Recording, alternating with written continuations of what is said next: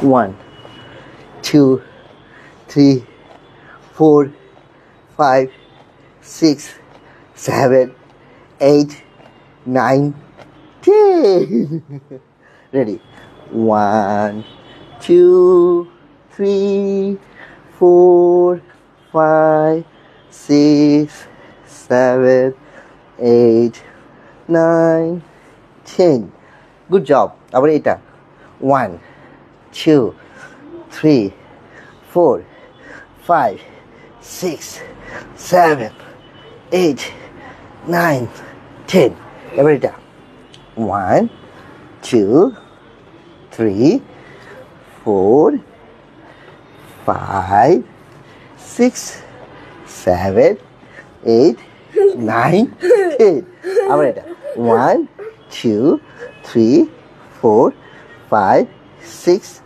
7 8 9 10 আবার উল্টা 1 2 3 4 5 6 7 8 9 10 এবার এটা বাবা রেডি স্টেডি গো 1 2 3 4 5 6 7 8 9 10 এবার কম্প্রেশন 1 2 3 4 5 6 7 8 9 10 এবার এটা 1 2 3 4 5 6 7 8 9 10 এবার এটা 1 2 3 4 5 6 8 9 10 এবার এটা 1 2 3 4 5 6 7 8 9 10 এবার এটা 1 2 3 4 5 6 7 8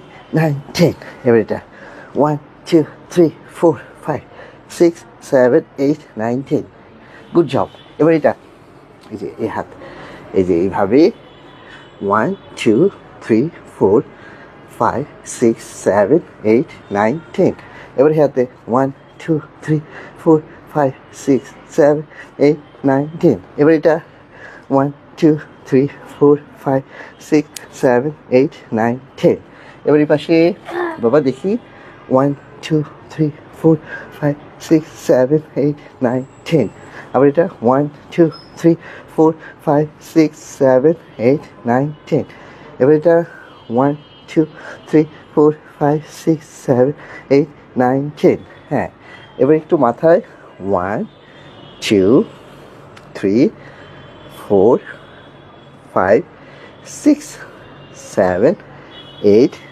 9 10 1 2 3 4 5 6 7 8 9 10 এবার এটা 1 2 3 এভাবে একটু ঘুরে যাও হ্যাঁ এই যে 1 2 3 4 5 6 7 8 9 10 1 2 3 4 5 6 7 8 9 10 1 2 3 4 5 6 7 8 9 10 1 2 3 4 5 6 7 8 9 10 আবার শুয়ে পড়ি এভাবে রেডি স্টেডি গো 1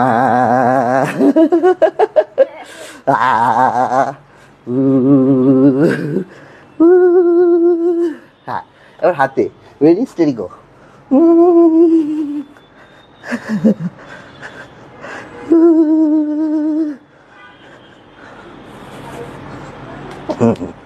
হ্যাঁ হ্যাঁ গুড জব যাও যাও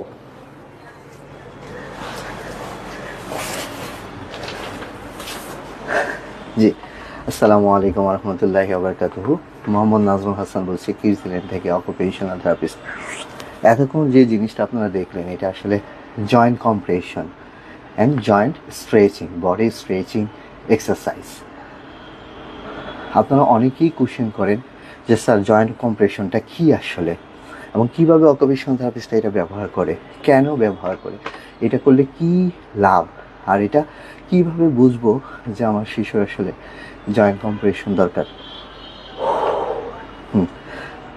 কিছু মনে করবেন না, হ্যাঁ। আচ্ছা, যেহেতু অকুপেশনাল থেরাপিটা একটা ফিজিক্যাল বেজ অ্যাক্টিভিটিস, আসলে এটাতে অনেক পরিশ্রম হয়।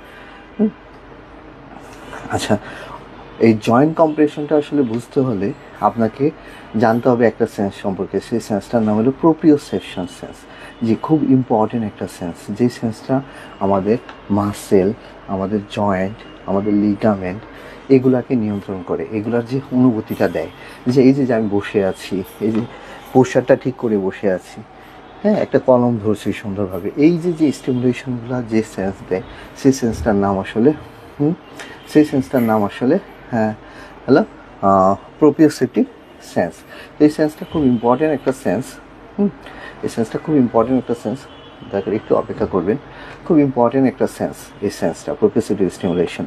তো জয়েন্ট কম্প্রেশন থেরাপিটা আসলে এটা একটা প্রোপ্রিওসেপটিভ সেন্সরি স্টিমুলেশন, যেটা আমাদের শরীর সম্পর্কে আসলে জানতে সাহায্য করে। জয়েন্ট কম্প্রেশন থেরাপিটা সরাসরি হাত দিয়ে ব্যবহার করতে হয়। এই যে আমি যেটা করলাম বাচ্চার সাথে, দেখছেন বাচ্চার প্রত্যেকটা জয়েন্টে, তার পায়ে করলাম, প্রথমে করলাম হিপে, তারপরে নি, হ্যাঁ, হাঁটুতে, তারপরে কিন্তু পায়ের অ্যাঙ্কেল জয়েন্টে। হ্যাঁ, চাইলে আপনি পায়ের আঙ্গুলগুলোতেও করতে পারেন, টোজগুলোতেও করতে পারেন চাইলে, হ্যাঁ, খুব একটা প্রয়োজন নেই, তারপরে করতে পারেন। বিশেষ করে লার্জ জয়েন্টগুলোতে খুব বেশি কাজ করে জয়েন্ট কম্প্রেশনটা। উপরের দিকে যেমন আপনি শোল্ডারে করলেন, তারপরে আপনি এলবোতে করলেন, তারপরে আপনি এই যে রিস্টে করলেন। আপনি দেখছেন যে আমি এভাবে করছি বাচ্চাদের সাথে, এটাকে বলে কম্প্রেশন। আচ্ছা, এটা একটা জিনিস। জয়েন্ট কম্প্রেশনটা যদি ঠিকভাবে কাজ না করে, ঠিকভাবে যদি প্রয়োগ করা না হয়, তাহলে কিন্তু শিশুর সমস্যা হতে পারে। জি, লিগামেন্ট ইনজুরি হতে পারে, হ্যাঁ, জয়েন্ট ডিসপ্লেস হতে পারে, হ্যাঁ, এই জিনিসগুলো হতে পারে। বাচ্চার সময়টা নষ্ট হতে পারে। দেখা গেলো যে ঠিকভাবে প্রেশারটা দিচ্ছে না যিনি দিচ্ছেন, তাহলে তাকে অবশ্যই একজন অকুপেশনাল থেরাপিস্ট হতে হবে। হ্যাঁ, একজন অকুপেশনাল থেরাপিস্টই আসলে বলতে পারবে যে বাচ্চাটার আসলে জয়েন্ট কম্প্রেশনটা তার প্রয়োজন কিনা, কখন প্রয়োজন। তাহলে আমরা জানলাম যে জয়েন্ট কম্প্রেশনটা কি। জয়েন্ট কম্প্রেশনটা আমাদের যেটা করে, যে জয়েন্ট কম্প্রেশনের সাথে বেশ কয়েকটা সিস্টেম জড়িত। জয়েন্ট কম্প্রেশন যেমন একটা প্রোপ্রিওসেপটিভ স্টিমুলেশন, সেটার সাথে কিন্তু টাচ সেন্সটা খুব জড়িত। যে জয়েন্ট কম্প্রেশন আমাদের ট্যাকটাইল সিস্টেমকে প্রভাবিত করে, যেহেতু আমাকে ধরতে হচ্ছে, বাচ্চাটাকে গায়ে ধরতেছি না, টাচ না, সিস্টেমকে প্রভাবিত করে, যা আমার শরীরে ডোপামিন এবং নরএপিনেফ্রিন নামক যে নিউরো ট্রান্সমিটার আছে, নিউরো ট্রান্সমিটার দুইটাকে সিক্রেশনে সাহায্য করে। এবং আপনারা সবাই জানেন যে ডোপামিন এবং নরএপিনেফ্রিন, এই যে নিউরো ট্রান্সমিটার দুইটা, সেটা কিন্তু আমার মুড সুইং ডিসঅর্ডার যেটা হয়, যে হঠাৎ করে রেগে যাওয়া, হঠাৎ করে জিদ করা, এই জিনিসগুলো কিন্তু অ্যাংজাইটি, ডিপ্রেশন, এগুলোকে নিয়ন্ত্রণে সাহায্য করে। তার মানে জয়েন্ট কম্প্রেশনটা সুন্দরভাবে দিতে পারলে, তাহলে সে সঠিকভাবে ট্যাকটাইল স্টিমুলেশন পাবে। এবং ট্যাকটাইল স্টিমুলেশন পেলে ব্রেন যথেষ্ট পরিমাণে ডোপামিন এবং নরএপিনেফ্রিন নামে দুইটা নিউরো ট্রান্সমিটার রিলিজ করবে। এবং এই দুইটা নিউরো ট্রান্সমিটার যদি রিলিজ হয়, তাহলে কিন্তু দেখা যাবে যে সেটা আমার বাচ্চার অস্থিরতা, হ্যাঁ, বাচ্চার হাইপার অ্যাক্টিভিটিনেস এবং বাচ্চার অ্যাংজাইটি ফিলিং, যে কোনো একটা পরিবেশে গিয়ে অ্যাংজাইটি ফিলিংটা অনেক কমে যাবে ইনশাআল্লাহ। তো এখন আমরা বুঝলাম যে এটা করে, এটার আসলে উপকারিতাটা কি। এটার উপকারিতাটা হলো যে proprioceptive input. First, proprioceptive input খুব গুরুত্বপূর্ণ। জয়েন্ট, মাসেল এবং লিগামেন্ট, এবং এই প্রেশার দেওয়ার ফলে আমাদের শরীর বুঝবে যে কোথায় প্রেশার দেওয়া হচ্ছে এবং এর সঠিক অবস্থান কোথায়, ঠিক না? যেমন হাঁটু ভাঁজ না সোজা, এটা আমি বুঝবো কীভাবে, ঠিক না? এটা বুঝবো কীভাবে? সেই জন্য কি আমাকে হাঁটুতে ধরতে হবে? না, আমার শরীর কিন্তু বলে দিচ্ছে যে আমি এখন হাঁটুটা ক্রস লেগ করে বসে আছি, ঠিক না? যে এটাই আর কি। যে কতটুকু হাতটা বাড়ালে আমি গ্লাসটা ধরতে পারবো, কতটুকু হাতটা বাড়ালে আমি কলমটা ধরতে পারবো, ঠিক না? যে কলম দিয়ে কতটুকু আমি লিখবো, কতটুকু লিখবো না, এই যে জিনিসটা, কলমটাকে কতটুকু শক্তি দিলে কলমটা ধরে রাখতে পারবো, কতটুকু শক্তি না দিলে কলমটা পড়ে যাবে। অনেক বাচ্চারা আছে যে কলম ধরে রাখতে পারে না, যে গায়ে অনেক শক্তি, হ্যাঁ, মারলে প্রচুর ব্যথা পাওয়া যায়, অথচ কলমটা ঠিক মতো ধরে রাখতে পারে না, হ্যাঁ, অথচ গ্লাসটা ঠিক মতো করতে পারে না, অথবা এতই শক্তি, হ্যাঁ, কামড় দিলে হাত কেটে যায়, অথচ সে একটা রুটি চাবায় খেতে পারতেছে না, ঠিক না? খুব ইন্টারেস্টিং জিনিসগুলো। তো এই জিনিসগুলো আসলে প্রোপ্রিওসেপটিভ স্টিমুলেশনের কাজ, যে আমাদের কতটুকু নিরাপদে যে আমরা চলাফেরা করি, নিরাপদে যে কাজগুলো করি, অংশগ্রহণগুলো করি, গ্রস মোটর অ্যাক্টিভিটিস, দৌড়াদৌড়ি, লাফালাফি, এগুলো কিন্তু আমাকে করতে সাহায্য করে এই প্রোপ্রিওসেপটিভ স্টিমুলেশন। এবং জয়েন্ট কম্প্রেশন এটা একটা টেকনিক, আর কিছুই না। এটা প্রোপ্রিওসেপটিভ সেন্স ডেভেলপের জন্য অনেকগুলো টেকনিক আছে, অনেক এক্সারসাইজ আছে, তার মধ্যে একটা টেকনিক আর কি এই জিনিসটা। তো এটা হলো মেইন যে কারণটা, উপকারিতাটা এটা আমরা বুঝবো। পাশাপাশি এখন আপনি বুঝবেন কীভাবে যে আপনার শিশুর আসলে প্রোপ্রিওসেপটিভ সেন্সটা দুর্বল, তাহলে তার জয়েন্ট স্টিমুলেশন লাগবে। তো যাদের প্রোপ্রিওসেপটিভ স্টিমুলেশন দুর্বল না, তাদের তো জয়েন্ট স্টিমুলেশন লাগবে না। যে সকল শিশুর প্রোপ্রিওসেপশনের দুর্বলতা আছে, তাদের হাঁটা চলা, দৌড়াদৌড়ি, লাফালাফি, শারীরিক কাজকর্মে ভারসাম্যহীনতা দেখা যায়। এই সকল শিশুরা প্রায় সময়ই ফ্লোর, খাট, সোফাতে প্রচুর লাফালাফি করে, ফ্লোরে লাফালাফি করে, মই দিয়ে বেয়ে বেয়ে উঠে যায়, জানালা রেলিং দিয়ে বেয়ে বেয়ে উপরে যায়, উপর থেকে আবার জাম্প করে, হ্যাঁ, মুখে এটা সেটা নিয়ে চাবায়, যা পায় তাই মুখে নিয়ে চাবায়, হ্যাঁ, এবং হাত করা, স্কুইজ করা, জড়িয়ে ধরা, এগুলো খুব পছন্দ করে। তাহলে তখন আপনি বুঝে যাবেন যে আমার শিশুটার আসলে এই জয়েন্ট স্টিমুলেশনটা দরকার, প্রোপ্রিওসেপটিভ স্টিমুলেশনটা দরকার। এটা কাদের জন্য উপকারী? যদি আমি কন্ডিশনের কথা বলি, প্রথম যে কন্ডিশনটা সেটা হলো ADHD, attention deficit hyper active disorder, এবং অটিজম স্পেকট্রাম ডিসঅর্ডার ASD, হ্যাঁ, SPD সেন্সরি প্রসেসিং ডিসঅর্ডার, হ্যাঁ, সেলফ রেগুলেশনে যাদের সমস্যা আছে, সেরিব্রাল পলসি সেন্সরি সমস্যা থাকতে পারে, ডাউন সিনড্রোম বাচ্চাদের সেন্সরি সমস্যা থাকতে পারে, mental retardation, sensory processing disorder, social pragmatic disorder, বিভিন্ন ধরনের যে চাইল্ডহুড নিউরো ডিজেনারেটিভ ডিসঅর্ডারগুলো আছে, যে চাইল্ডহুড যে ডিসঅর্ডারগুলো আছে, ব্রেন ডিসঅর্ডারগুলো আছে, সেগুলো নিউরো ডেভেলপমেন্টাল যে ডিসঅর্ডারগুলো আছে, চাইল্ডহুড নিউরো ডেভেলপমেন্টাল ডিসঅর্ডার সংক্ষেপে যদি বলি, এই ডিসঅর্ডারগুলোতে ভুগছে বাচ্চাদের এই সেন্সরি প্রসেসিং এই সমস্যাটা থাকতে পারে, এবং তাদের জয়েন্ট কম্প্রেশনটা প্রয়োজন হতে পারে। কিভাবে অ্যাপ্লাই করবেন, কখন অ্যাপ্লাই করবেন? এটা অ্যাপ্লাই করা যায় যে কোনো সময়, অ্যাপ্লাই করা যায়, দিনে 4 বার 5 বার অ্যাপ্লাই করতে বলি আমরা সাধারণত, মাল্টিপল টাইম অ্যাপ্লাই করতে পারেন। তবে বিশেষ করে এটা অ্যাপ্লাই করার সবচেয়ে ভালো সময় হলো সকালে ঘুম থেকে ওঠার পরে, যখন আপনি স্কুলে পাঠাবেন, কোনো একটা স্ট্রেসফুল ইনভায়রনমেন্টে যাওয়ার আগে, যেমন বিয়েতে যাচ্ছেন, পার্টিতে যাচ্ছেন, বাইরে যাচ্ছেন, সেক্ষেত্রে আপনি আগে তাকে একটু জয়েন্ট কম্প্রেশন বা একটু স্ট্রেচিং করে বডিটাকে একটু রিল্যাক্স করে নিলেন। ঘুমাতে যাওয়ার আগে, বাচ্চা কোনোভাবেই ঘুমাচ্ছে না, আমার একটা ভিডিও আছে, আপনারা একটু দেখে নেবেন, বাচ্চারা কোনোভাবেই ঘুমাচ্ছে না। জয়েন্ট কম্প্রেশন এবং স্ট্রেচিং বাচ্চার খুব ভালো কাজ করে মাসেলগুলোকে রিল্যাক্স করতে, কারণ মাসেল টোন আছে তো, আপনারা দেখছেন তো, বাচ্চাটাকে যখন এটা করলাম আস্তে আস্তে কিন্তু বাচ্চাটা রিল্যাক্স হয়ে গেল, হ্যাঁ, তার অ্যাংজাইটিটা আস্তে আস্তে কমে যাবে ইনশাআল্লাহ। হ্যাঁ, যখন বাচ্চারা ফোকাসিং করতে পারতেছে না লেখাপড়ায় বা কোনো একটা কাজে, আপনি যখন তাকে ফোকাস করতে বলতেছেন, তাকায় থাকতে বলতেছেন, কাজ করতে বলতেছেন, দেখতেছেন যে সে কোনোভাবে ফোকাস করতে পারতেছে না, সেই বাচ্চাটার জন্য কিন্তু এটা খুব ভালো কাজ করে। তাহলে প্রোপ্রিওসেপটিভ সেন্সরি সিস্টেমটা তো আপনারা বুঝছেনই, এটা একটা ফিজিক্যাল একটা ইনপুট, এটা রেফার করে, যেটা আমাদের শরীরের জয়েন্ট, মাসেল, বোনস, লিগামেন্ট এগুলাকে স্টিমুলেশন দেয়, যার ফলে আমাদের শরীরে যে কেমিক্যাল বা ফিজিওলজিক্যাল যে ইমব্যালেন্সগুলো আছে সেগুলোকে একটা ঘাটতি পূরণ করতে সাহায্য করে, হ্যাঁ, এবং আমাদের শরীরকে একটা শান্ত এবং আরামদায়ক একটা পরিবেশ দেওয়ার চেষ্টা করে, এবং শরীরের নিরাপত্তা নিশ্চিত করে শরীরের, হ্যাঁ, এটা হলো প্রোপ্রিওসেপটিভ স্টিমুলেশন।